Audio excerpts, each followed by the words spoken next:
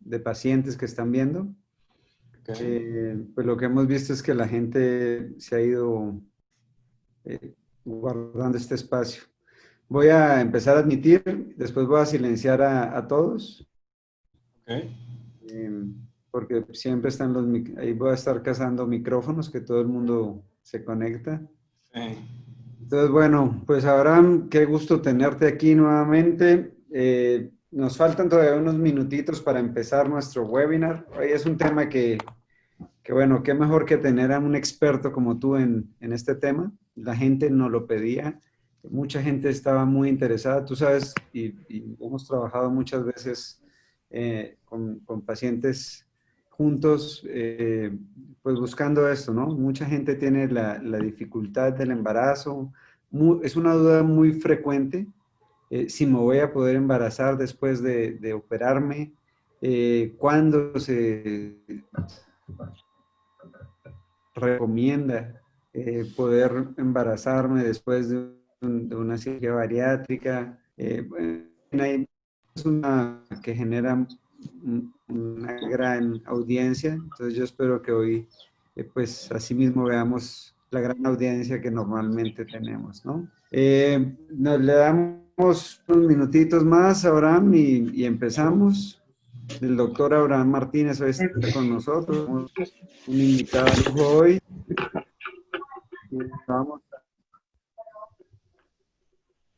a aprovechar, tienen que aprovechar hoy, porque no todos los días tienen un invitado de este calibre a su disposición, ¿eh? Entonces, hoy va a ser un día muy interesante. Te digo, unos minutitos para empezar. Y aquí tenemos 32 personas conectadas y voy a silenciar a todos. Okay. Ya te abro en un momentito, Abraham, Seguro, el Jorge, aquí micrófono. pendiente. Buenísimo. Igual estás como coanfitrión, entonces cualquier cosa que quieras hacer en ajustes, adelante. Mira, ya casi 40 personas, seguimos silenciando. Hoy vamos a hablar entonces de obesidad, infertilidad y embarazo. No sé tú cómo lo hayas visto en tu consulta, Abraham, pero aquí es un tema muy, muy frecuente, ¿no? Siempre es un cuestionamiento. Inclusive la gente dice que me opero ahorita, me opero después, me embarazo ahorita, me embarazo después, no he podido tener, esto me va a ayudar. Hay muchísimas preguntas alrededor, por lo cual también te pido que nos dejes un espacio al final para, para, pues, responder muchas preguntas que seguro vamos a tener. Y bueno, el doctor Abraham Martínez es un endocrinólogo de la reproducción. Él estuvo en Texas, ¿no, Abraham? Haciendo la especialidad. Y vamos a buscar aquí a Abraham para reactivar su audio. Por favor, cerrar sus micrófonos al momento de unirse. Abraham, ¿tú allá nos escuchas? Yo los escucho, ¿ustedes me escuchan? Creo que sí, ¿no? Perfecto, perfecto, perfecto. Pues bien, les voy a presentar al doctor Abraham Martínez. Él es un ginecólogo que además hizo endocrinología de la reproducción en Texas. No sé, ¿este hospital está en Houston, Abraham? Así es, en el Women's Hospital of Texas, en la ciudad de Houston. Eso es. Eh, Y pues bueno, sin más preámbulos, ya son las 6 en punto, Abraham. Te damos la bienvenida, por favor, si nos puedes hacer el favor de esclarecernos tantas dudas, preguntas, inquietudes y como te digo, darnos un espacio. Al final, Abraham, si quieres saludarnos, estamos sí, viéndote. seguro que sí, Jorge. Primero que nada, muchísimas gracias por la invitación, Jorge. Este es un tema que ya hacías un preámbulo de que es un tema súper interesante. Yo, independientemente que tuve la oportunidad de estudiar fuera de México, yo soy egresado del Instituto Nacional de Perinatología, lo cual me permitió, Jorge, darme cuenta el tremendo problema que es la obesidad. Todos sabemos y pareciera trillado esto de que es una epidemia y que México ocupa, bueno, casi casi el top 3 de la obesidad, pero es una realidad que la obesidad no deja de ser un tema relevante y causante de mucha morbilidad en general en medicina. Y la infertilidad no se excluye de esto. Es decir, la infertilidad per se, mucha gente tenemos el concepto de que no es una enfermedad. Bueno, yo les quiero platicar que la Organización Mundial de la Salud considera la infertilidad como ya una enfermedad, debido a muchas de las condiciones que alrededor de ella se dan.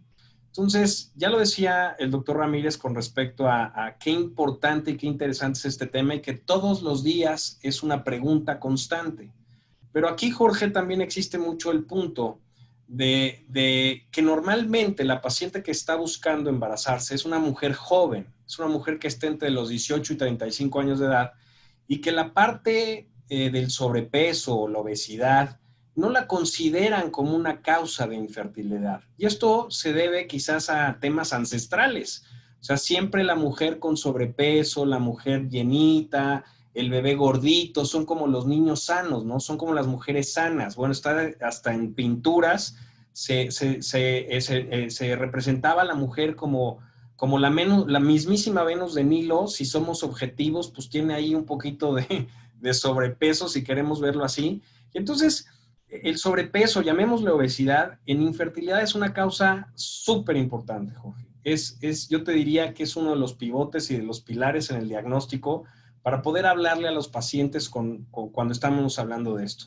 Si bien yo como ginecobstetra siempre piensas en la mujer, no quiero que se quede en ese concepto, porque incluso cuando las pacientes tratan de venir, yo siempre les invito a que vengan en pareja, porque esta es una condición de pareja en donde no solo el sobrepeso u obesidad de ella es importante, el peso, el sobrepeso y obesidad de él es fundamental.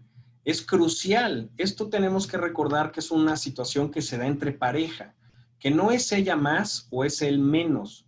Yo cuando empecé a estudiar ginecobstetricia, que estamos hablando del 98, se hablaba en ese entonces que la infertilidad era un 90% de causas femeninas y 10% de causas masculinas. Y esto ha ido cambiando.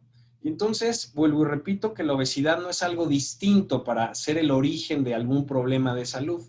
Y entonces, muchas de las ocasiones, Jorge, los pacientes vienen aquí a consulta y uno de los temas es, pues tenemos tanto tiempo sin podernos embarazar, doctor, y queremos saber qué está pasando. Pero cuando tú les tocas el primer punto y les preguntas, bueno, ¿cuál es tu peso? Puf, la cara hasta cambia, ¿eh? ¿Por qué? Porque no se asocia en el día a día que el sobrepeso sea una causa. Pero créeme lo que 9.5 de cada 10 parejas que les tocas el tema de sobrepeso, se vuelve hasta un poco incómodo. Y yo trato de que las pacientes no se sientan así, ni él ni ella, porque tampoco podemos enfrascar solo en la obesidad, la infertilidad.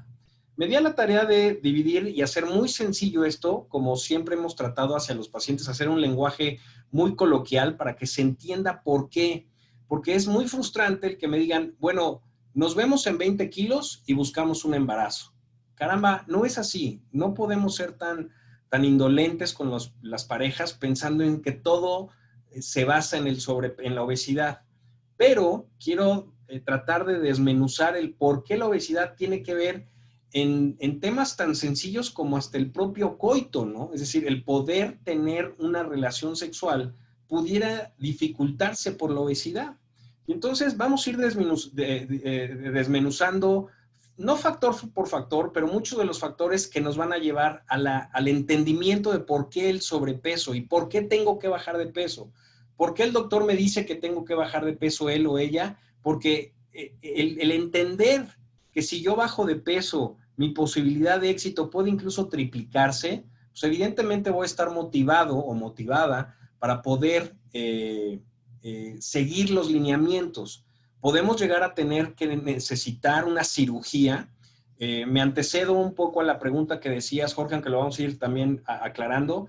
Es importante que tomemos tiempos porque cuando una paciente se somete a una cirugía bariátrica, pues vamos a tener que esperar alrededor de 12 meses para poder embarazarnos por el bien del bebé y del desarrollo de ese embarazo. Entonces, entendiendo toda la fisiología, es decir, el cómo funciona mi cuerpo y cómo el sobrepeso me lleva a la necesidad de tener que controlar mi peso para poderme embarazar, nos va a ayudar. Algo que no nos ayuda mucho es la propia sociedad. El que entendamos o me diga un paciente, es que mi hermana es hasta más gordita que yo, doctor. Bueno, eso está bien, pero tenemos que entender, ahora voy a ir tratando de decir cuáles son, primero, cómo influye la obesidad en que no me embarace, cómo influye la obesidad en que mi tratamiento funcione y cómo influye la obesidad en que mi embarazo vaya bien. Porque no se trata solo de embarazarnos, se trata de que ese embarazo llegue a final feliz, porque de nada creo que sea satisfactorio que yo me embarace, pero el bebé se pierda, o que yo me embarace y genere una tromboembolia pulmonar, o yo me embarace y genere una preeclampsia, y con eso complique tanto mi salud como la salud del bebé. Entonces, bueno, sin mucho más preámbulo y tratando de ser muy dinámico, el poderles explicar, y yo siempre he dicho que pues lo número uno, y en medicina nos encanta, ¿cuándo tengo infertilidad? Independientemente del factor, ¿cuándo debo o considero yo que tengo infertilidad? ¿Cuándo una pareja se dice que tiene infertilidad? Bueno, una pareja en donde ella tiene 35 años o menos y tienen un año de vida sexual regular. Ojo, ¿qué quiere decir regular?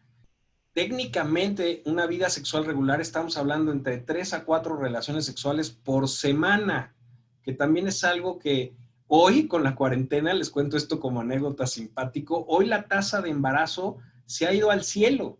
Es decir, mucha gente que hoy pues estamos en cuarentenados, pues evidentemente es más la actividad sexual de las parejas. Entonces, decimos que si una pareja en donde en ella sí es importante la edad, tiene 35 años o menos y tienen un año de vida sexual regular, no tienen ningún método anticonceptivo y no han logrado un bebé en casa. ¿Por qué digo esto? Porque también mucha gente me dice, es que yo ya me he embarazado muy fácil. Sí, pero tengo 3 abortos. Ah, bueno, eso es infertilidad. Entonces, el saber estos parámetros en el tiempo y decir, si yo tengo 35 años o menos y tenemos un año de vida sexual regular y estamos buscando un bebé y no se ha dado, eso ya es una alarma, eso ya es un foco rojo.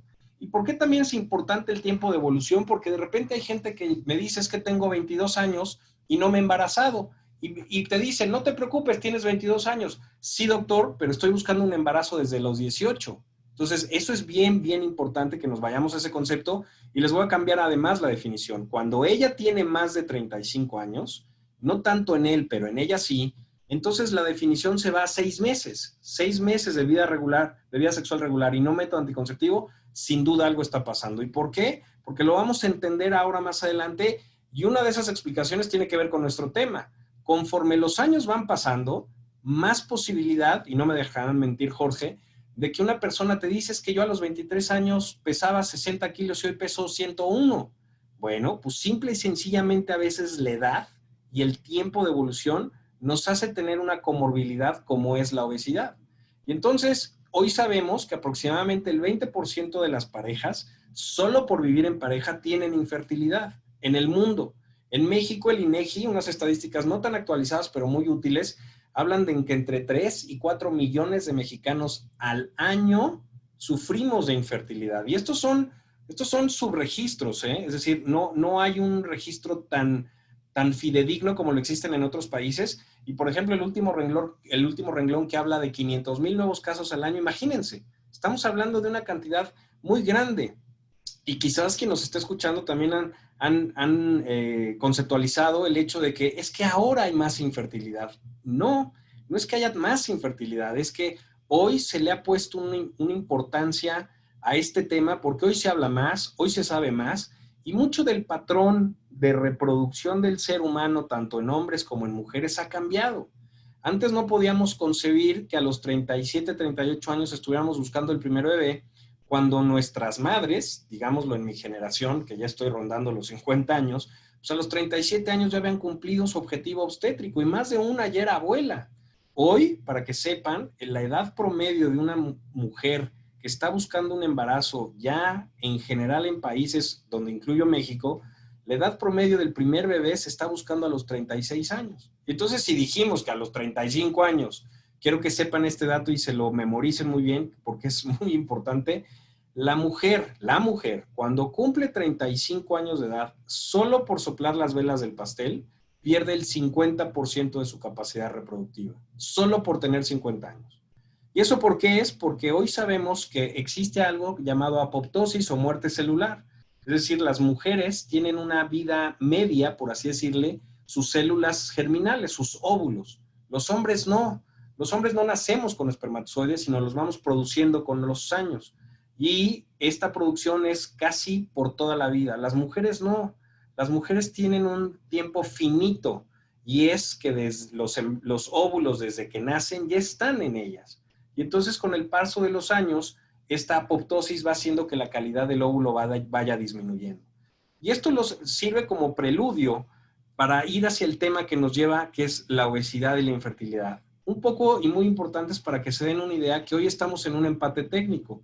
Hace unos momentos mencioné yo que era antes un 90-10, hoy estamos hablando de un 50 y 50. En realidad estamos hablando de 40% de causas femeninas, 40% de causas masculinas y un 20% de causas desconocidas, que esto se refiere a que todas aquellas parejas que ya los estudiamos de pe a pa y no encontramos una causa, le llamamos causa desconocida. Y por eso decimos, quienes nos dedicamos a esto, que el 50% son causas femeninas y 50 masculinas. Esta diapositiva va a ser mucho del centro de lo que queremos explicar o transmitirle a los pacientes para que entendamos cómo la obesidad tiene que ver en una entidad tan importante como es la infertilidad. Si ustedes pueden ver ahí, estamos hablando de varios factores y puse obesidad como uno de ellos. Bueno, pues quiero explicarles que la obesidad, si pudiera escribirlo, serían todos los factores a la vez. ¿Por qué es esto? Bueno, vámonos primero por los factores femeninos. El problema número uno, estadísticamente hablando, por lo cual una mujer no se embaraza, es porque no ovula. Simple y sencillamente tiene ovarios, sus trompas de falopio están permeables, el útero está sano, regla o menstrua mes a mes, pero no ovula. Ese es uno de los primeros puntos importantes que a veces los pacientes pierden tiempo porque dicen, es que yo reglo mes a mes. Eso no quiere decir que ovulas mes a mes. Y entonces, por eso lo ponemos como el punto número uno, que son los problemas de ovulación. Y el subgrupo más importante es algo que se llama síndrome de ovario poliquístico. Y ahí me voy a tomar bastante tiempo en explicar esto, porque en México, y quizás en el mundo, no lo sé en el mundo, yo no doy consulta más allá de México, pero México es una entidad, ahora que está de moda estos términos, donde es una condición propia de nuestro país y del continente. Es decir, es endémica la condición del ovario poliquístico. ¿Pero qué es el ovario poliquístico? Bueno, lo número uno no son quistes, ¿sale?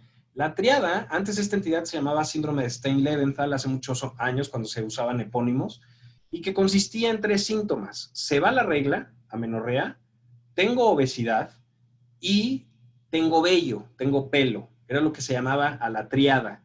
Y entonces hoy sabemos que esto tiene mucho que ver con el síndrome metabólico y con la obesidad. Es decir, con lo que hoy podemos remediar desde un proceso de dieta o hay quien necesita una cirugía bariátrica para contener el síndrome metabólico. Y la manera de explicar el síndrome de ovario poliquístico que conlleva la infertilidad es, número uno en nuestro tema, que es la obesidad, es que existe una condición muy importante para entender esto. La paciente que tiene síndrome de ovario poliquístico, insisto, no tiene quistes, pero metabólicamente está muy alterado su sistema endocrinológico.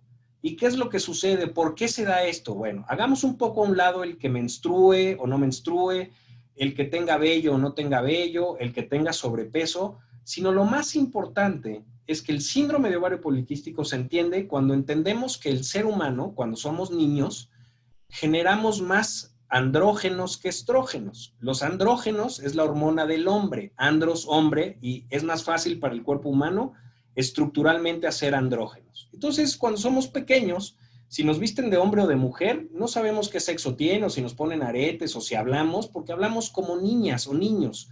Es muy neutro el género, por así decirlo. Pero llegada a la adolescencia, la mujer necesita convertir esos andrógenos en estrógenos. Ustedes han escuchado estrógenos, estrógenos es igual a la hormona de la mujer. Y entonces esta conversión que debe de hacer el cuerpo humano necesita de una hormona. Y más de ustedes han escuchado esta hormona que se llama insulina.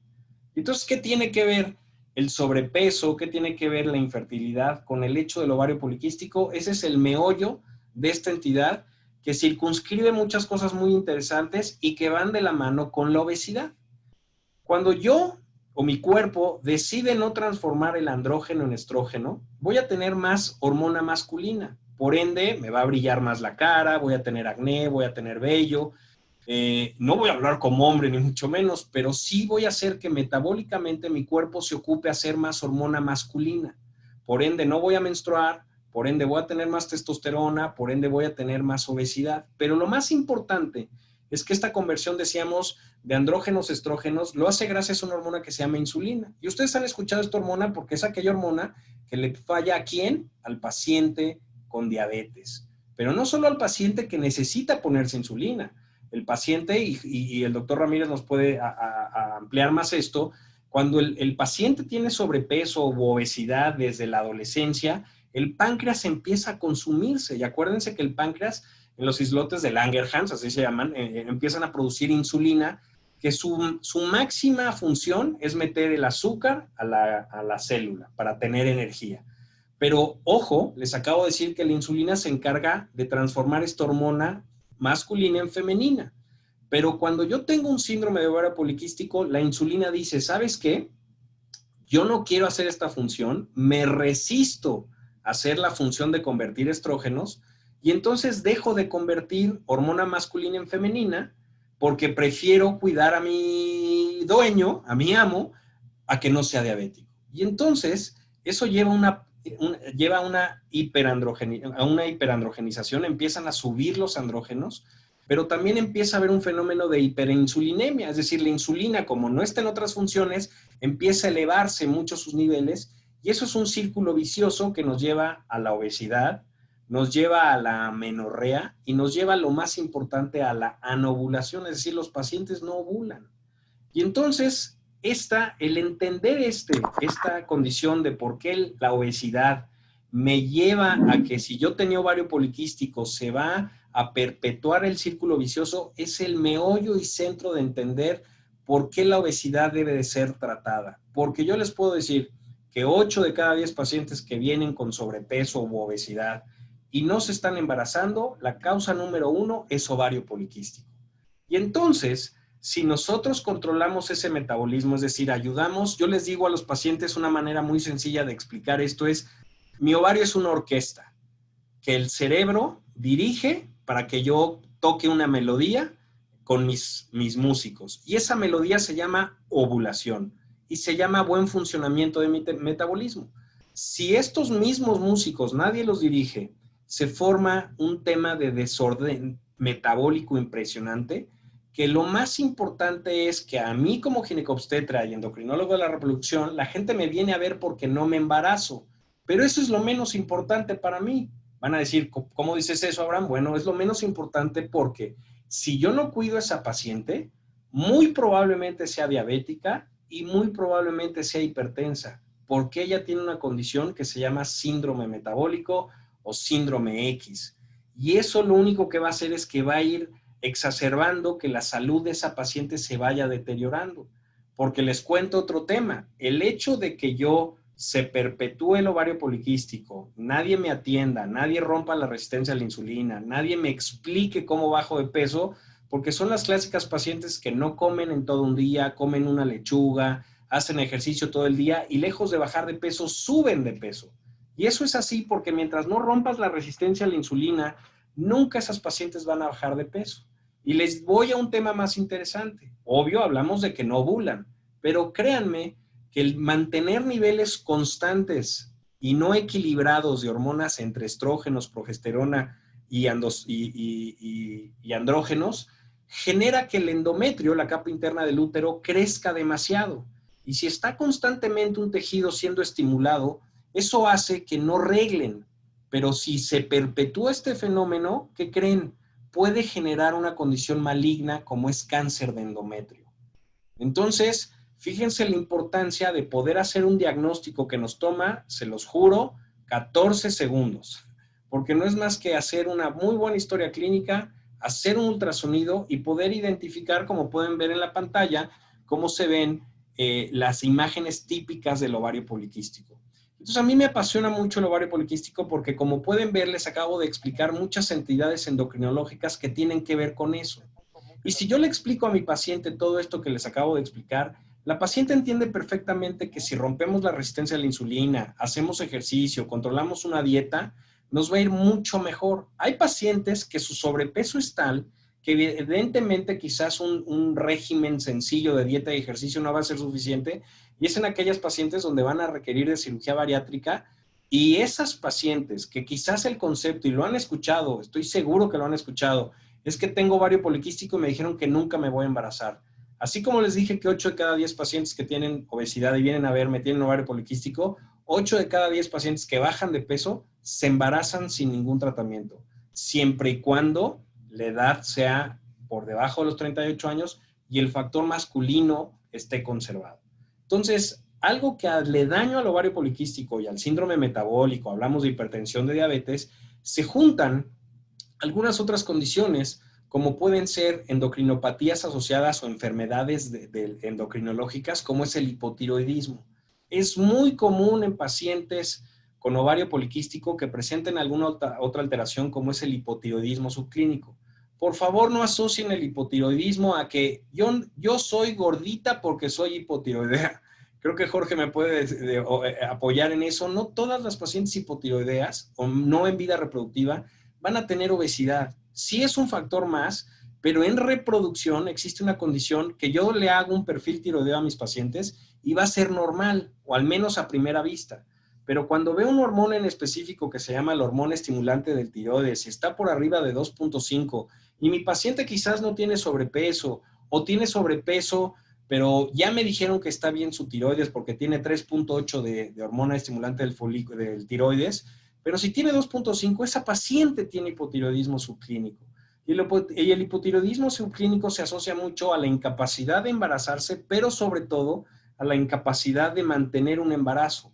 Las pacientes que tienen hipotiroidismo subclínico, es decir, que no tienen muchas manifestaciones, pero lo vemos en el estudio, tienden a tener abortos de repetición. ¿Ok? Entonces, como pueden ver, cómo todo se centra en un mismo concepto que es la infertilidad, pero cómo muchos factores se ven afectados por la obesidad. Porque las pacientes con obesidad, síndrome metabólico, ovario poliquístico, también tienen la posibilidad, o más bien presentan más comúnmente abortos de repetición, porque existe una deficiencia que se llama deficiencia de fase lútea, que cuando una mujer menstrua, de que menstrua a que se embarace o no, se le llama fase lútea. Y esa fase lútea no se presenta en las pacientes con obesidad o con ovario poliquístico, porque hay una deficiencia al momento de ovular o de ovular no cíclicamente, es decir, que no ovula el día 14, sino el día 25. ¿Por qué? Porque son pacientes que o no reglan por meses o reglan cada 4 o 5 meses, y entonces no tienen la formación de un quiste que se llama cuerpo lúteo y no producen progesterona, y que va de la mano con la obesidad. Y entonces, si hablamos de que puedo tener hipotiroidismo subclínico, que tengo obesidad, que tengo quizás ya estoy con diabetes, hipertensión y deficiencia de fase lútea, fíjense cómo solo una sola entidad como es la obesidad lleva a todos estos parámetros que conllevan a que una mujer no se embarace. Vuelvo y repito que estoy hablando del 50%, solo estamos ahorita con la mujer, pero eso es muy importante porque, vuelvo y repito, si no controlo la obesidad, voy a tener que hacer checklist en todo lo demás. Y muchas veces las pacientes con ovario poliquístico o con obesidad que eventualmente se va su regla, si yo le hiciera a 100 mujeres que pierden su regla con obesidad, me refiero a que están reglando cíclicamente y de repente pierden una semana la regla, si les hacemos prueba de embarazo salen positivas, pero la paciente dice, no, es un retraso más porque después reglé, y esa paciente, ¿qué creen? Abortó, tuvo un aborto. Y eso a consecuencia de este mal metabólico que se lleva por la obesidad. ¿El ovario poliquístico es una condición que se adquiere, que se contagia? No, es una condición genética. Por eso les digo que en América Latina es especialmente presente y es endémico, porque tiene que ver mucho con la cuestión racial, con la cuestión indígena, pero sobre todo con la cuestión dieta. Nuestras dietas tan ricas en carbohidratos hacen que esta condición del ovario poliquístico se perpetúe y se prolongue. Cuando nuestras madres se embarazaban, tenían también ovario poliquístico, pero ¿qué creen? Se embarazaban a edades mucho más tempranas. Y entonces hoy por eso la edad es un tema muy importante, porque si yo tengo ovario poliquístico que nací con él, pero lo empiezo a manifestar a los 17, 18 años, cuando tengo 35, han pasado 17, 18 años donde mi cuerpo se va alterando y va teniendo disfunciones más importantes y por eso no me logro embarazar. Y por eso escuchan comentarios de yo no tenía sobrepeso, fui creciendo, llegaron los 25, llegaron los 35, empecé a ganar mucho peso porque la resistencia a la insulina genera que estemos teniendo problemas metabólicos, genera problemas endocrinológicos y genera obesidad. Y estas pacientes, como por arte de magia, cuando tú corriges el problema primario, que es la resistencia a la insulina que te llevó a la obesidad, créanme que como magia se embarazan y se embarazan espontáneamente. Porque tampoco es adecuado hacer tratamientos de reproducción en una paciente que tiene ovario poliquístico y tiene sobrepeso, porque está descrito en la literatura internacional que las pacientes que se someten a tratamientos de reproducción asistida y tienen sobrepeso tienen un 40% más de probabilidad de fracasar. Entonces, esto es bien importante. Entonces, centré mucho en esto del ovario poliquístico porque es de todos los días. Yo estoy seguro que más de una persona que nos estén escuchando han escuchado que tienes ovario poliquístico y no te vas a poder embarazar y que no hay nada que hacer y que hay que operarte. Eso no es así. Un muy buen régimen puede ayudarnos, una cirugía bariátrica nos puede ayudar, independientemente que si decidimos o es candidata a hacer una cirugía bariátrica requiere esperar 12 meses, mejor hacerlo con tiempo. Ya el doctor Ramírez decía al principio, ¿lo hago antes, lo hago después? No, yo les diría que si tenemos una paciente con un síndrome metabólico franco, primero hay que corregir el síndrome metabólico franco, porque si no, la paciente está condenada a tener muchas dificultades para que el embarazo siga adelante. ¿Ok? Ven y pueden ver en la diapositiva cómo puse otras cosas, porque la obesidad, que es como un tema muy importante y muy álgido, tiene que ver también con obstrucción tubaria, con endometriosis, con miomatosis. ¿Y por qué? La obesidad no genera obstrucción tubaria, ni mucho menos, pero a veces tenemos que recordar que así, había una diapositiva extraordinaria del doctor de hace 8 días, cómo se veía una caricatura, un cuerpo muy grande y un esqueleto muy pequeño, y él decía que es que yo tengo huesos amplios o grandes, dice la gente, y eso no es así, sino el cuerpo también engorda, perdón la expresión, por dentro. Y entonces la grasa periférica a los órganos reproductivos también crece y también se altera y también puede ser tal el crecimiento de la anatomía interna que hace que las trompas de falopio, no quiero decirles que todas las pacientes con obesidad tienen obstrucción, pero pueden generar, porque algo que debemos de recordar es que la obesidad es un proceso inflamatorio crónico y los procesos inflamatorios crónicos en la pelvis pueden generar adherencias. Y al generar adherencias hacen que se obstruyan las trompas de falopio. Pero también la obesidad, cuando es una obesidad con un índice de masa corporal arriba de 28, 30, recordemos que mucho tiende a hacerse centrípeta. Y para poder evaluar a una mujer, pues el que sea una obesidad centrípeta hace que nos sea muy difícil el evaluar la pelvis. Y para poder tener un pronóstico en una paciente es importante evaluar la pelvis por ultrasonido, por histerosalpingografía, y todos estos métodos diagnósticos en una paciente con obesidad se dificultan muchísimo. Y entonces la manera de llegar al diagnóstico oportuno es mucho más difícil. Insisto que todos, cuando subimos de peso, engordamos hasta por dentro. Y entonces realizar un ultrasonido por vía transvaginal o abdominal, prácticamente por vía abdominal es imposible en una paciente con obesidad. Se requiere de la vía vaginal, pero incluso la vía vaginal puede ser muy difícil para poder identificar las estructuras que queremos. Por ejemplo, el detectar alguna presencia de un quiste de origen como es la endometriosis, que el endometrioma puede condicionar un consumo en el estroma ovárico y por ende la reserva ovárica, se nos puede ir el diagnóstico, ¿eh? No es una tendencia, pero al menos en obstetricia y en ginecología les puedo decir que las pacientes con obesidad tienden a tener un umbral al dolor más alto. Y al no tener la sintomatología típica de la endometriosis, es ahí donde se asocia más. No es una causa directa a la obesidad de endometriosis, pero al no tener tantos cólicos, no ser identificado, no ser diagnosticado oportunamente, no poder evaluar una pelvis, se nos puede escapar un diagnóstico de endometriosis. Y no vamos a estar operando a todas las pacientes para ver si tienen o no endometriosis, sino el cuadro clínico es de lo mejor. Y lo mismo con la miomatosis, que es el siguiente rubro que puse ahí, porque, insisto, a veces puede ser tan difícil hacer un diagnóstico en alguien que tiene obesidad porque no permite ver estructuras tan simples como el útero. Y entonces se nos pueden escapar algunos diagnósticos ahí, porque recuerden que la miomatosis, que son tumores dentro del útero, depende del sitio de localización de los mismos, que pueden condicionar una obstrucción tubaria o pueden funcionar como un cuerpo extraño dentro del útero y funcionar como un DIU. Y a veces en pacientes con obesidad importante no permite ver eso, no nos permite visualizar y hacer un diagnóstico oportuno al respecto. Los defectos anatómicos, otra vez, hay mujeres que tienen 2 úteros o que tienen un tabique, pero para poder hacer estos diagnósticos, insisto, requerimos de imagen.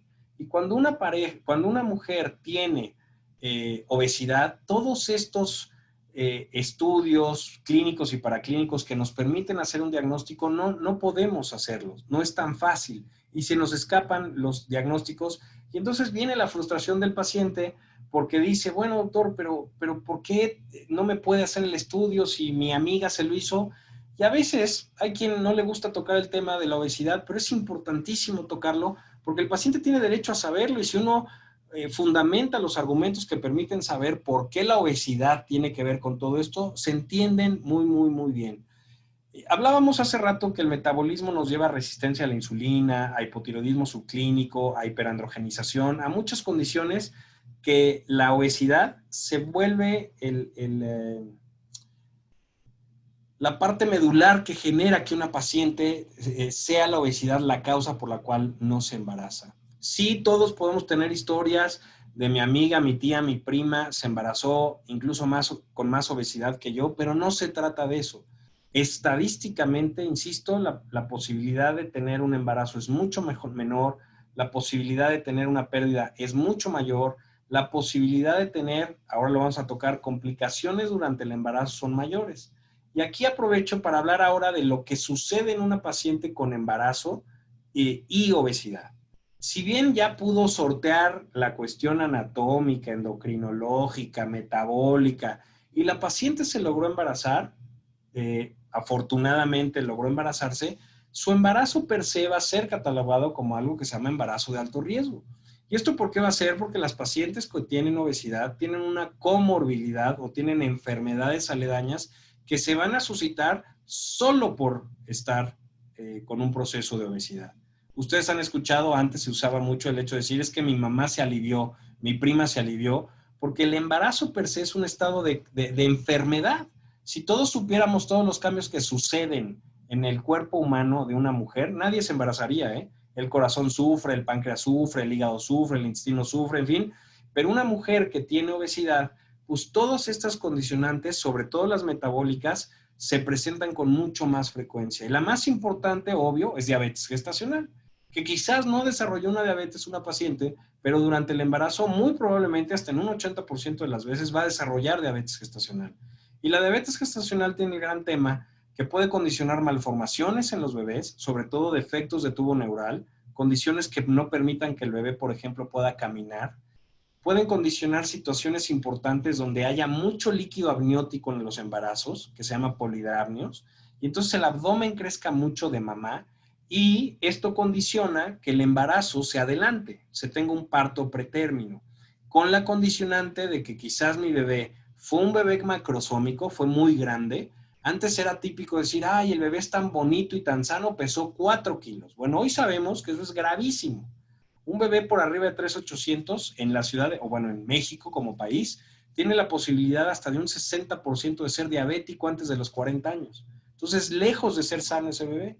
Entonces hablábamos que una mamá que tiene un bebé grande, que tiene un bebé con mucho líquido, que se va a adelantar, pues va a ser un bebé que quizás por tamaño pesa 3 kilos, pero tiene 30 semanas de gestación. Y entonces la inmadurez de ese bebé lleva a una condición de enfermedad en el propio bebé que es propia de un bebé pretérmino o inmaduro, que no debió haberse precipitado esa inmadurez si yo hubiera cuidado que durante el embarazo mi paciente no subiera tanto de peso, independientemente que ya se embarazó con sobrepeso. En el instituto donde yo estudié, Nacional de Perinatología, era muy común ver pacientes con índices de masa corporales de 30 y embarazos, ¿eh? Pero estas pacientes, la inmensa, por eso se veían en perinato, porque eran embarazos de alto riesgo. Entonces, no hay que llegar a eso, hay que siempre prevenir. Un principio básico de la medicina es prevenir. Y entonces, el que comprendamos por qué suceden o por qué es importante esto, lo repito, creo que es fundamental. Y entonces, en el embarazo, el tema de la diabetes gestacional, del parto pretérmino, de la inmadurez, de las distocias de partes blandas. ¿Qué son distocias? Un bebé puede perfectamente venir en el canal de parto y querer nacer por vía vaginal. Como les decía, nosotros engordamos hasta por dentro. Y entonces eso hace que las partes blandas de la vagina crezcan hacia el interior y verdaderamente no dejan pasar al bebé. Pero además, si tengo que cambiar la vía de nacimiento por la vía abdominal, el pliegue que existe a nivel de donde hacemos la incisión se va a humidificar más propensión a infección, más propensión a complicaciones posteriores al embarazo. Entonces, eso es muy importante porque, insisto, tenemos que prevenir. Y si yo le hago entender a mi paciente que si el fin último es tener un bebé sano, seguramente si yo la controlo desde el principio, voy a tener mucho más probabilidades de que sea un embarazo sin mayores condiciones de preocuparme. Pero también existen otras condiciones que no son precisamente del metabolismo, pero que tienen que ver con el propio embarazo, como es la preeclampsia. La preeclampsia, saben ustedes, y si no les platico, que es una condición que solo se da obviamente en el embarazo, que tiene que ver con el ascenso de la tensión arterial o de la presión arterial. Es la condición número 1 de mortalidad en el mundo en las mujeres embarazadas. Y sabemos que una mujer con obesidad y embarazo tiene hasta un 80% de probabilidad de desarrollar preeclampsia. Y si además es una mujer que se embarazó por arriba de los 35 años, tiene casi el 90% de probabilidad de hacer una preeclampsia. La preeclampsia es una condición muy grave, porque al elevarse la presión puede condicionar alteraciones en el hígado, en la coagulación de la paciente, condicionar que el bebé tenga que nacer antes de tiempo o incluso que suceda algo que se llama óbito o muerte fetal, porque la presión tan elevada puede condicionar a que la paciente tenga que nacer antes su bebé o que los flujos sanguíneos sean tan elevados que el bebé desafortunadamente fallezca. Entonces, al comprender otra vez el origen de por qué la obesidad me puede llevar a todas esas condiciones, pues creo que es mucho más comprensible el que nosotros como médicos preveamos eso para que no se embarace mi paciente con sobrepeso. Y si tiene sobrepeso o más bien obesidad, lo tratemos multidisciplinariamente durante el embarazo. Y como les decía, nos enfrascamos un poco en las condiciones o en las causas más femeninas. Pero ¿qué hay del hombre? Ojo, hablamos hace rato que el 50% también tiene que ver con el varón. Bueno, pues les platico que los varones, independientemente que veamos un varón con obesidad y 3 hijos y demás, bueno, habrá que analizar muchas cosas porque el esperma, como muchas condiciones del cuerpo humano, le llamamos economía, pues tiene que estar en las mejores condiciones para que la producción del esperma sea el mejor. Y aquí tenemos que poner 2 condiciones. ¿La pareja per se tiene obesidad o solo es el factor masculino el que tiene obesidad? Y entonces vamos desde algo tan sencillo, espero no ser vulgar con mi comentario, pero incluso hasta mecánicamente puede no ser tan sencillo tener relaciones sexuales. Los hombres que tienen obesidad importante tienen un crecimiento en la grasa, en la parte suprapúbica, generando que el pene se retraiga un poco, o sea, como que se sume. Y entonces hasta mecánicamente puede ser más difícil poder tener relaciones sexuales. Desde ahí vamos con la obesidad como causa de infertilidad. Lo número 1, hablábamos de que si el cuerpo humano necesita estar en las mejores condiciones de salud, de niveles de azúcar, niveles de colesterol, niveles de ácido úrico, niveles de muchas condiciones metabólicas, de no tener hipotiroidismo, porque todas esas condiciones en la economía de un varón tienen repercusión en la muestra espermática. ¿Por qué? Porque el espermatozoide, a diferencia del óvulo, que está perenne en el cuerpo, siempre está en el cuerpo de la mujer y se ovula mes a mes, en el varón no. Nosotros los hombres no nacemos con espermatozoides, sino los empezamos a producir en la adolescencia y todos los días hacemos espermatozoides nuevos. Entonces, cada 72 días hay nuevas generaciones, pero todos los días hay una nueva espermatogénesis. Y el espermatozoide tiene mucho que ver con la condición de grasas en el cuerpo humano. A más grasa, menos movilidad del espermatozoide, menos espermatogénesis correcta. Recuerden que la célula tiene una capa externa de lípidos. y eso es lo que lo hace ser aislante y tener toda su estructura molecular. Pues el espermatozoide no es más que una célula igual, que tiene mucha estructura de grasa y que necesita que esto se mantenga en equilibrio. Y cuando esto no se mantiene en equilibrio, entonces el espermatozoide pierde función, pierde movimiento, pierde morfología. La espermatogénesis, anatómicamente otra vez, un hombre que tiene mucho pliegue cutáneo y mucha grasa en la pelvis, en el abdomen, evidentemente aumenta la temperatura del periné, hay más sudoración, más aumento de temperatura. Los testículos por algo están en una bolsa externa, necesitan estar 1 °C por abajo de la temperatura corporal, porque si no, entonces los espermatozoides se mueren. Y entonces hoy sabemos que una persona que, por ejemplo, tiene un oficio en donde está mucho tiempo sentado, se sube una moto mucho tiempo, está mucho tiempo sentado en una oficina, es chofer, sus espermatozoides se alteran. Bueno, un hombre que tiene una obesidad importante, imagínense que esté en un camión 8 horas manejando. La temperatura aumenta de tal manera que eso genera que podamos tener alteraciones en la espermatogénesis. Pero también el sobrepeso genera disfunción eréctil.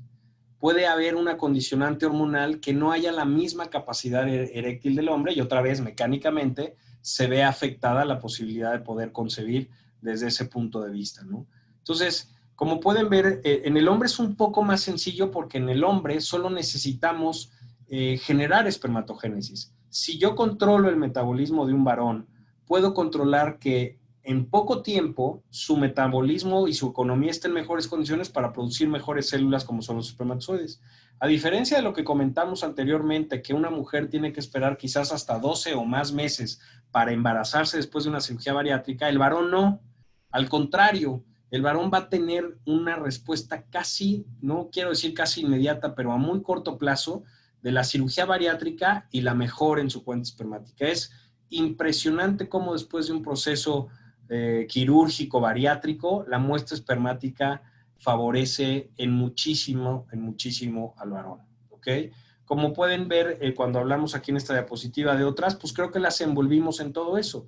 Y de ahí la importancia, ¿no? Esto no es muy tal, pero también existirán causas de origen desconocido, por eso dejé en blanco esto, pero como pueden ver, en realidad ese desconocido lo pongo entre comillas, porque una vez con toda esta pequeña explicación de cómo la obesidad ataca la infertilidad en él y en ella, pues en realidad esta causa desconocida queda, insisto, muy entre comillas, porque lejos de ser desconocida, es perfectamente conocida, porque la condición metabólica en el ser humano hoy se ha vuelto una situación que tenemos que controlar. Créanme que una vez que una pareja decide someterse a un tratamiento para perder peso, las posibilidades de lograr un embarazo son mucho más altas, hasta en un 60%. Hay resultados verdaderamente sorprendentes y mejor aún, si una mujer o una pareja se logra embarazar, la posibilidad de tener un embarazo a final feliz o a final término es mucho más elevado. Por condición de salud, no hay que hacer ciencia de nuclear para entender por qué esto es así, sino el hecho de poder tener un control y entender cómo la obesidad altera muchos de los factores en la mujer. Y en el hombre, insisto, en el hombre en realidad es el factor espermatozoide y el factor función eréctil. Fuera de eso no hay mucho más, pero en la mujer todos los factores que se llegan a alterar para poder lograr tener un embarazo. E incluso cuando tenemos que recurrir a un tratamiento de reproducción asistida, lo mencionamos antes, que un paciente pueda llegar al consultorio y me diga, doctor, yo ya sé que necesitamos un in vitro por varios factores y uno de ellos es la obesidad y aquí está para poder hacer el tratamiento. Bueno, si una pareja tiene un problema de obesidad, ni siquiera se le debe de ofrecer un tratamiento de reproducción asistida, vamos, no se lo podemos negar, pero le debemos explicar el por qué el estar en mejores condiciones nos va a facilitar que podamos tener un mejor resultado. Tuvimos una paciente en Tampico, que me gusta contar esto porque acaba de nacer hace poco y Perla me permite comentarlo. Se embarazó de 45 años de edad después de un bypass gástrico. Entonces, estos son de estos pequeños grandes testimonios que nos permiten ejemplificar de cómo pueden suceder las cosas siempre y cuando se hagan correctamente. Y hoy día Perla nos mandó una foto hace tiempo, tiene 3 meses su bebé y está perfectamente bien. Y eso debe ser motivante para muchos pacientes, pero otra vez, creo que explicándole a los pacientes nos da mucho de la explicación, o más bien del entendimiento como pacientes, de por qué la obesidad se vuelve uno de los factores más importantes desde el punto de vista fisiológico para poder lograrme embarazar. Por eso hoy la gente dice, ¿hay más infertilidad? No, hay más obesidad, hay más hipertensión, hay más diabetes, hay menos actividad sexual de las parejas, y eso nos está llevando a que en una reunión todo el mundo diga, oye, como que hay más infertilidad, ¿verdad? Sí, sí hay quizás más infertilidad, pero porque se sabe más y porque hay muchas condiciones que nos están llevando a esta situación, pero que afortunadamente, una vez detectado el problema per se, que nunca va a ser un solo problema, también eso me gusta mencionarlo. Si bien nos estamos enfrascando en la obesidad, hace rato creo que pudimos mencionar que alrededor de la obesidad hay muchas condiciones que pueden estar generando que una pareja no se esté embarazando. No quiero que con la plática de hoy nos quedemos con la idea, es que como estoy con obesidad o gordito o gordita, ya por eso no me embarazo. Digo, sí, pero hay otras condiciones que nos deben de tener en alerta los médicos para decir, si bien yo trato la obesidad, en cascada y como consecuencia de tratarlo, todo lo que se alteró por la obesidad se va a componer, va a mejorar mucho mi pronóstico para embarazarme, mi pronóstico para que mi embarazo evolucione en las mejores condiciones y mi pronóstico para tener un bebé sano. Acordémonos, o al menos le digo yo a los pacientes, que cuando vienen a buscarme no solo se trata de que te embaraces, se trata de que tu embarazo sea un embarazo súper normal, lo más normoevolutivo, no genere una condición en ti, porque en ocasiones una paciente que genera diabetes gestacional se va a quedar diabética si no la cuido. Entonces, todas esas situaciones en el embarazo las debemos tener muy presente para que tengamos un bebé de las mejores condiciones, lo más sano posible, y entonces poder estar satisfechos de que el esfuerzo de haber logrado la pérdida de peso me llevó al final feliz que tanto quiero, ¿no? O sea, insisto que no quiero que nos quedemos con el concepto de que todo es obesidad y por eso no me embarazo, no, pero sí tiene muchísimo que ver.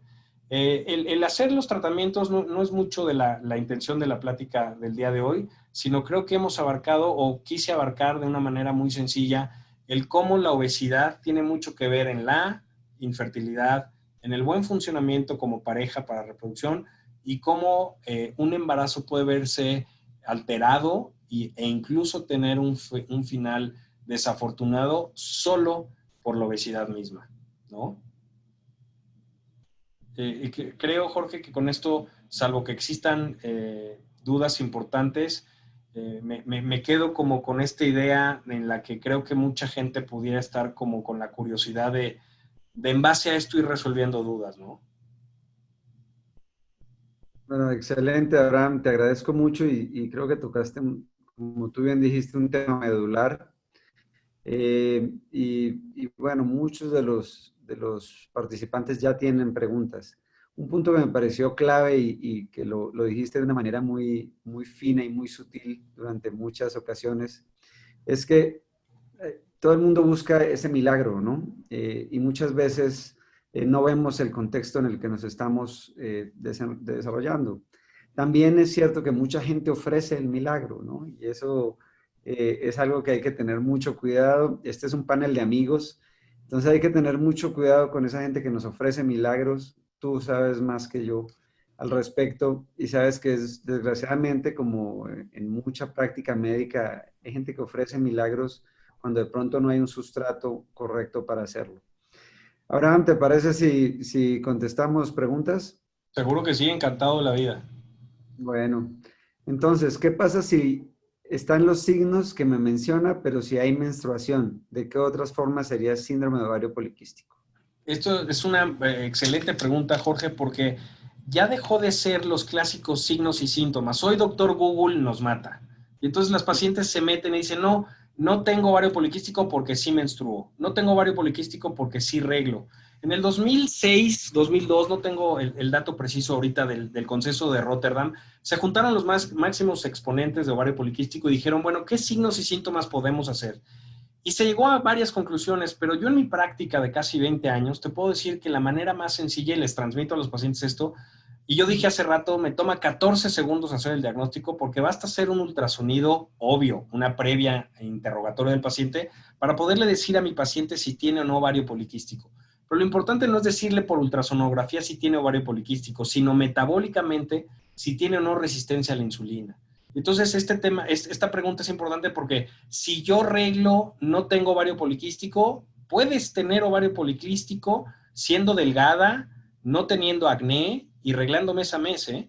Pero si no me logro embarazar después de un año y algo está sucediendo, puede haber por ahí. Porque también la historia clínica ayuda mucho, ¿no? Bueno, eso además nos resolvió la segunda pregunta, que era si puede haber síndrome de ovario poliquístico aun cuando el paciente tenga una menstruación normal. Sí, sí, sin duda. El contexto, y te puedo decir que no a mucha gente le gusta, ni endocrinólogos ni ginecólogos, y dedicarle un poco de tiempo en la consulta a los pacientes, una muy buena exploración, una muy buena ultrasonografía, nos dan los resultados. Y obviamente los paraclínicos, Jorge, hablábamos de esta resistencia a la insulina, nos toma un estudio tan sencillo de tomar insulina basal y glucosa y hacer un índice de OMA, y ahí sabemos si el paciente tiene resistencia a la insulina o no. Yo te puedo decir que los ovarios poliquísticos más difíciles que he tratado es en pacientes que menstruan mes a mes, que son delgadas y que no tienen ningún dato de masculinización. Claro, claro. Mira, aquí nos mandan otra pregunta. Por cierto, te felicito por tu explicación de la insulina, ¿eh? Es una exposición perfecta de por qué la obesidad y la resistencia a la insulina eh, o sea, generan tantas alteraciones. Es uno de los dolores de cabeza de nuestros pacientes que, como tú bien mencionaste, se resuelve fácilmente después de la cirugía, pero la explicación creo que es la mejor que nos han dado de cómo la insulina genera este problema, ¿no? Eso, qué bueno. Y, bueno, aquí te voy a dar otra pregunta y es, si la paciente tiene síndrome de ovario poliquístico, ¿puede embarazarse si su peso Sí. está controlado? Sí, por supuesto. Qué bien que mencionan eso. Sí, insisto, el ovario poliquístico no condiciona a que no me embarace. Te vas a poder embarazar y vas a poder tener un buen embarazo siempre y cuando tengas un control. ¿Por qué? Porque la paciente con ovario poliquístico tiene que ser detectada oportunamente porque hay que suplementar con ciertas hormonas que se llama progesterona, por lo que platicábamos de la deficiencia en fase lútea. Pero quiero quitar el mito de ovario poliquístico igual a infertilidad per se e igual voy a tener alteraciones en el embarazo. Mientras esté cuidado como cualquier condición en medicina, vas a tener un resultado favorable. Al contrario, Jorge, cuando tenemos pacientes con ovario poliquístico y tienen que llegar a una fecundación in vitro, porque hay ocasiones que sí tienen que llegar, son a las que mejor les van, porque tienen un sustrato muy amplio, es decir, tienen muchos óvulos, y eso es fundamental. Claro, tienen guardado todos los óvulos. Exacto. Yo por eso cuando las opero les digo, cuidado, cuidado, por favor, se cuidan bien, si no vamos a tener muchos embarazos en un periodo que luego les toca a ustedes ayudarnos porque es un periodo crítico. A Exacto. ver, ¿cómo romper la resistencia a la insulina, Abraham? Mira, algo que ayuda muchísimo son varios factores. Evidentemente va a depender del contexto en general del paciente. Es decir, si tengo una resistencia a la insulina, tengo un índice de OMA de 4, 5, 6, acuérdense que vemos pacientes, no resultados de laboratorio. Entonces, si yo tengo una resistencia a la insulina que clínicamente tengo acantosis nigricans, que tengo obesidad centrípeta, etcétera, etcétera, podemos ir desde escalonadamente tratando. Algo que ayuda mucho, obviamente, es la dieta, obviamente es el ejercicio, pero hoy se sabe, al menos en reproducción, que el estándar de oro y el medicamento básico para una resistencia a la insulina es la metformina. La metformina rompe la resistencia a la insulina de una manera muy sencilla, muy barata, pero que tiene algunas condicionantes y efectos colaterales que hoy con las presentaciones que existen de liberación prolongada se ayuda muchísimo. Y hoy también hemos descubierto, digo hoy, estamos hablando de ya pocos años, que el mioinositol favorece también a romper la resistencia a la insulina aunada al ácido fólico. Entonces, usando una combinación de ácido fólico, mioinositol y metformina, y obviamente ejercicio y dieta, nos ayuda muchísimo. Cuando tenemos pacientes como casos que tú ves, Jorge, donde sí ya tienen que necesitar una cirugía metabólica, pues la cirugía metabólica, la cirugía bariátrica, resuelve todo este tema. Bueno, venía otra pregunta, que ¿qué tan recomendable es el uso de mioinositol en pacientes embarazadas obesas? No, en realidad ya No, embarazadas bueno, no es tan ya quedó, útil. ¿no? Sí, ya quedó, pero Pre. embarazadas no tiene utilidad. Pero sí la metformina sí es necesaria. Sí, sí el paciente es candidato a usarla. Bueno, nos preguntan por la dieta keto, como en todas las ponencias, cuidado con las dietas keto, no todo el Eso. mundo es candidato a una dieta keto. Y muchas veces alteran todo el eje hormonal haciendo una dieta keto, entonces no es lo que recomendaríamos. ¿Cuáles serían candidatos para cirugía bariátrica? Bueno, todo paciente que tenga obesidad grado 2 o 3 y cualquier paciente diabético que tenga al menos obesidad grado 1. Son pacientes que ya les recomendamos cirugía bariátrica y muchas veces combinación de hipertensión, resistencia a la insulina, diabetes, dislipidemia y sobrepeso, obesidad, ¿no? Teníamos aquí otra pregunta. Por cierto, al doctor Abraham Martínez lo encuentran en el ABC Observatorio porque hay preguntas que son ya de un tema de consulta, ¿eh? Okay. Es una pareja que se quiere embarazar, entonces, bueno, esa tienen que ir contigo, por eso les eché la cuña, ¿no? Y había otra pregunta acá. Un paciente pregunta si pueden reunir los genes, me imagino que eso fue lo que le explicaron, y rentar un vientre. Sí, es lo que se conoce como útero subrogado, Jorge, que es utilizar el óvulo de mi esposa, mi esperma, y usar lo que se conoce o se dice renta de útero. Eso se llama subrogación uterina. Eso existe hace mucho tiempo. México es un país a la vanguardia, es decir, es permitido siempre y cuando sean pacientes mexicanos y sean pacientes que son sometidos a una fecundación in vitro sin donación de óvulos. Mediante una, si bien no legislación, pero una condición legal bajo notario público, sí es posible hacer eso que se llama subrogación uterina. Ahora, eh, una pregunta, siempre, al final, porque estoy en contra de los tratamientos milagro, ¿no? ¿Qué le Ujú. recomiendas a una pareja homosexual, heterosexual, una persona sola que está buscando un especialista en la reproducción? Algo, y lo escuché también en otras de tus pláticas, es verdad. Hoy los medios son una excelente forma de información, un medio de información, pero también es un excelente medio de desinformación. Y yo en reproducción he peleado mucho con eso porque, como bien dices, en reproducción yo creo que fue una de las primeras especialidades, yo lo veo así, donde este factor milagro, yo te embarazo porque te embarazo o te devuelvo tu dinero, cosas que no veo, yo no escucho un cardiólogo que diga, si no te sale bien el trasplante, te devuelvo tu dinero. Entonces, en reproducción no veo por qué tenga que ser diferente. Entonces, no creo en eso. Y entonces una pareja que está buscando, creo que es muy importante. Yo cuento rápido una anécdota. Jorge, cuando yo empecé a hacer reproducción, yo regresé de los Estados Unidos en el 2004. Existían 6 centros, 6, 7 centros en todo el país. Hoy hay 162 centros en el país. Wow. Vamos, yo te puedo decir que o sea, hay países enteros, continentes enteros que no tienen esa cantidad.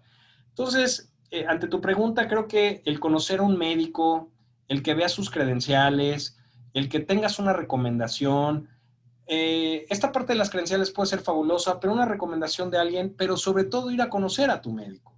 Es válido que te pregunte un paciente, doctor, ¿dónde estudió? ¿Dónde está su cédula? Buscar el Consejo Mexicano de Ginecobstetricia ayuda mucho.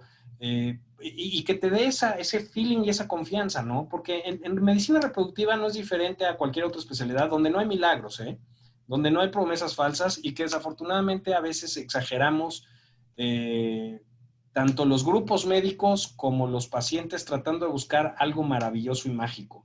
No podamos pensar que me voy a embarazar muy fácil si tengo 50 años o si no tengo espermatozoides o si tengo un índice de masa corporal de 35 y me juran que me embarazaron. No, no va por ahí. Mira, Jorge, donde yo estudié había una población muy grande de pacientes negros, no afroamericanos, negros, así se llaman. Perdón y no me odien por eso. Es gente con mucha obesidad. Y nos tocó ver cómo una paciente murió de una tromboembolia pulmonar por un embarazo gemelar.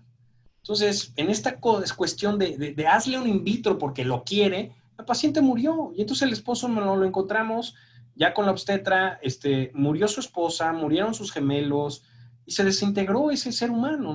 No se vale embarazar por embarazar.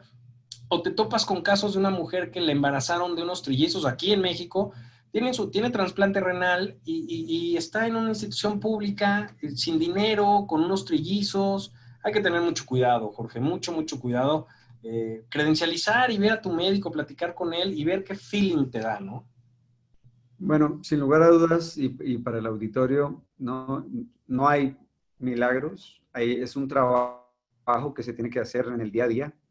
Eh, Mencionaste un tema que pocas veces tenemos presente, ¿no? Y cuando la gente va con un especialista de la reproducción, entonces básicamente viene, oye, pues es que mi mujer no se puede embarazar, ¿no? Y nunca consideramos que puede ser el hombre y la obesidad del hombre y bueno, la causa es así de sencillo, ¿no? Entonces, este concepto del binomio de la pareja, creo que también es un tema fundamental que nos explicaste muy bien. Y pues te agradezco. Si hay más preguntas, bueno, sí, el ABC en el que se encuentra el doctor Abraham es en el de observatorio, es otra Así es. pregunta. ¿El consultorio, Abraham? Estoy en la Torre Central, consultorio 21, ¿no? Muy bien, eso. Ahí está para Paulita. Sí. Y pues, Abraham, ¿qué nos llevamos a casa? Tú dinos. Mira, nos llevamos mucho el hecho de que, vuelvo y repito, todos sabemos que la obesidad es un problema, ataquémoslo. Como todo en la vida, si yo me quiero embarazar, estar en las mejores condiciones de salud, no solo de obesidad, si yo fumo, dejar de fumar, si yo me drogo, me dejo de drogar, si yo tengo una condición como ser hipertenso o necesitar un tratamiento, síguelo usando. Trata de mantenerte en las mejores condiciones para poder lograr un embarazo y que tu embarazo sea o termine en las mejores condiciones. Pues bueno, Abraham, nuevamente muchas gracias por dedicarnos a esta hora. No, Te gracias. agradezco tu presencia aquí en nuestro webinar. Y bueno, te mandaré el link a todos. Muchas gracias. El próximo jueves vamos a atacar el tema de la obesidad infantil, que es otro de nuestros grandes problemas. Y no te lo pierdas, Abraham. Prometo. Bueno, Aquí hasta estaré. luego y muchas gracias a todos. Gracias, Abraham, nuevamente por estar Gracias, con gracias por la nosotros. invitación. Saludos a todos.